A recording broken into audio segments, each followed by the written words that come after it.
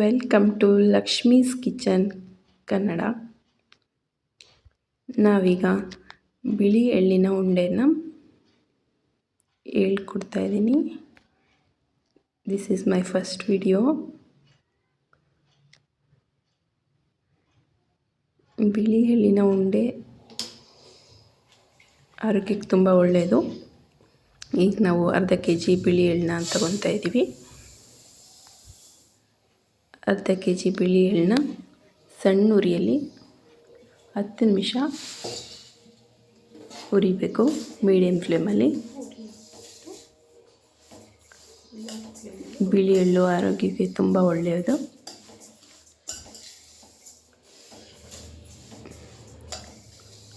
ಮೂಳೆಗೆ ತುಂಬ ಒಳ್ಳೆಯದು ಬಿಳಿ ಎಳ್ಳು ತಿನ್ನೋದ್ರಿಂದ. ಚರ್ಮಕ್ಕೂ ಕೂಡ ತುಂಬ ಒಳ್ಳೆಯದು. ಇದನ್ನು ಆಗಾಗ ಮಾಡ್ಕೊಂಡು ತಿನ್ನೋದ್ರಿಂದ ನಮ್ಮ ಆರೋಗ್ಯ ತುಂಬ ಚೆನ್ನಾಗಿರುತ್ತೆ. ಈಗ ಎಳ್ಳನ್ನ ಬಿಡದೆ ಹುರಿಬೇಕು, ಇಲ್ಲಾಂದರೆ ತಳ ಹತ್ಬಿಡುತ್ತೆ.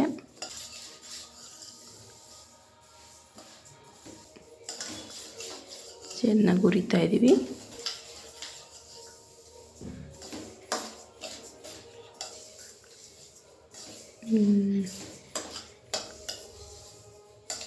ಈಗ ಆಲ್ಮೋಸ್ಟ್ ಆಗ್ತಾಯಿದೆ.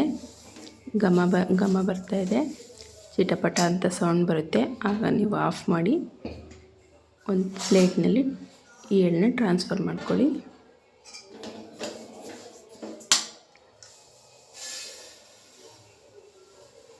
ಈಗ ನಾವು ಅರ್ಧ kg ಬಿಳಿ ಎಳ್ಳಿಗೆ ಅರ್ಧ kg ಬೆಲ್ಲನ ಕುಟ್ಟಿ ಇಟ್ಕೊಂಡಿದ್ದೀನಿ.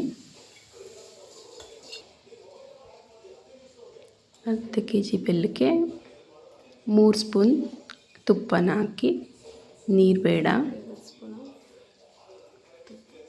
ಬರೀ ತುಪ್ಪದಲ್ಲೇ ಬಿಸಿಗೆ ಕರಗುತ್ತೆ ಅದು.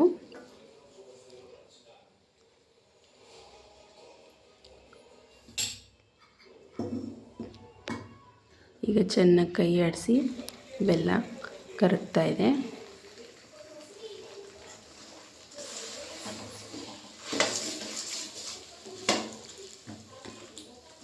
ಬೆಲ್ಲ ಕೂಡ ಆರೋಗ್ಯಕ್ಕೆ ತುಂಬ ಒಳ್ಳೆಯದು.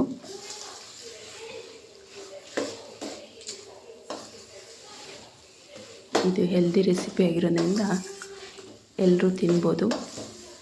ನೀವು ಮನೇಲಿ ಟ್ರೈ ಮಾಡಿ, ಪರ್ಫೆಕ್ಟಾಗಿ ಬರುತ್ತೆ. ಅರ್ಧ kg ಬಿಳಿ ಎಳ್ಳಿಗೆ 35 ಉಂಡೆ ಆಗಿದ್ದಾವೆ ನಾನು ಇವತ್ತು. ಅಂಗಡಿಯಲ್ಲಿ ತಗೊಂಡ್ರೆ ತುಂಬ ರೇಟ್ ಆಗುತ್ತೆ.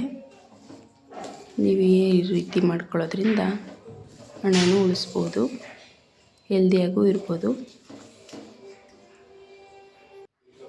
ಈಗ ಬೆಲ್ಲ ಕರಗಿದೆ, ಪಾಕ ಚೆಕ್ ಮಾಡೋಣ. ಒಂದು ಪ್ಲೇಟಲ್ಲಿ ನೀರು ಹಾಕ್ಕೊಂಡು ಈ ಥರ ಹಾಕಿ ಒಂದು 3 ಡ್ರಾಪ್ ಪಾಕನ ನೋಡಿ. ಈಗ ಒಟ್ಟುಗೂಡಿದೆ, ಆದರೆ ಸ್ವಲ್ಪ ಮೆತ್ತಗಿದೆ, ಸ್ವಲ್ಪ ಗಟ್ಟಿ ಆಗಬೇಕಿದು. ಇನ್ನೊಂದು ನಿಮಿಷ ಬಿಸಿ ಮಾಡೋಣ.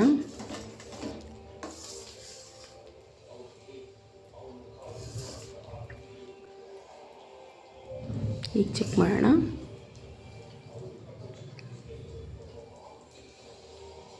ನೋಡಿ ಈಗ ಪರ್ಫೆಕ್ಟಾಗಿ ಬಂದಿದೆ.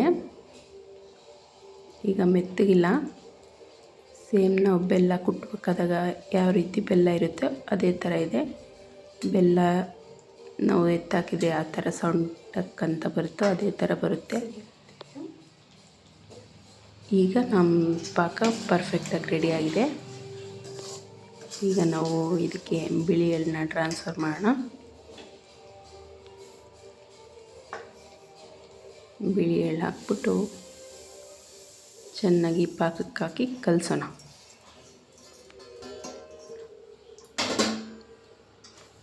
ಒಂದು 5 ಮಿನಿಟ್ಸ್ ಇದೇ ರೀತಿ ಕಲಿಸ್ಬೇಕು.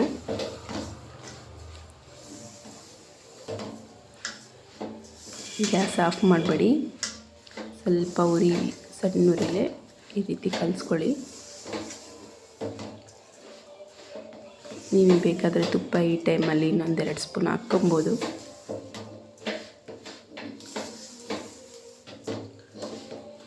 ಈ ರೀತಿ ಕಲಸಿದ್ರೆ ಎಲ್ಲ ಒಟ್ಟುಗೂಡೋ ಥರ ಬರ್ತಾ ಇರಬೇಕು.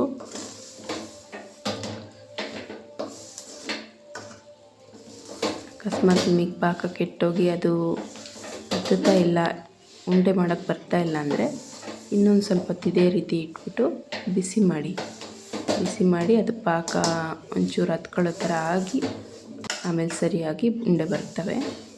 ಯಾವುದೇ ರೀತಿ ಕೆಡೋ ಚಾನ್ಸೇ ಇಲ್ಲ.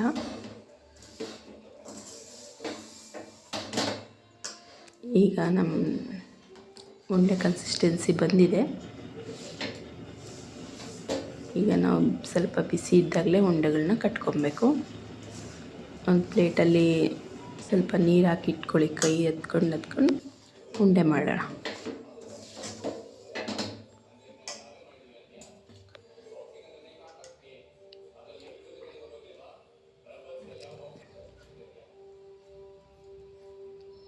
ನೀರು ಹಚ್ಕೊಳ್ಳೋದ್ರಿಂದ ಸ್ವಲ್ಪ ಕೈಗೆ ನಾವು ಜಾಸ್ತಿ ಉರಿತಾಗಲ್ಲ.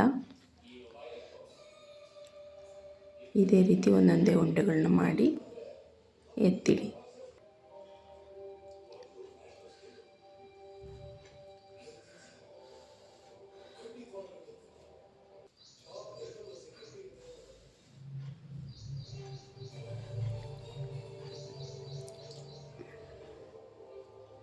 ಇದೇ ನನ್ನ ಫಸ್ಟ್ನೇ ವಿಡಿಯೋ ಆಗಿರೋದ್ರಿಂದ ಎಲ್ಲರೂ ಸಪೋರ್ಟ್ ಮಾಡಿ, ಸಬ್ಸ್ಕ್ರೈಬ್ ಮಾಡಿ.